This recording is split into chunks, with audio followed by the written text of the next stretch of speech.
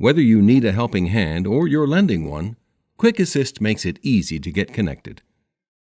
Open the Start menu, select All Apps, and under the letter Q, you'll find Quick Assist. You can also get there by pressing Control, the Windows logo key, and Q.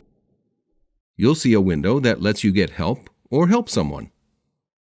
On the right is someone asking for help, and on the left, someone helping them.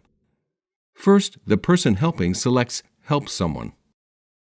This creates a security code that they can share with the person they're helping. They can share it via chat or on the phone. On the right, the person who wants help enters this code. This code makes sure that only the person helping can view their screen or access their computer. Next, the person who wants help will be asked if they want to share their screen with the other person. They select Allow. Now the person helping can see the other person's screen and help them out. The person helping can also request control to make specific changes or check settings.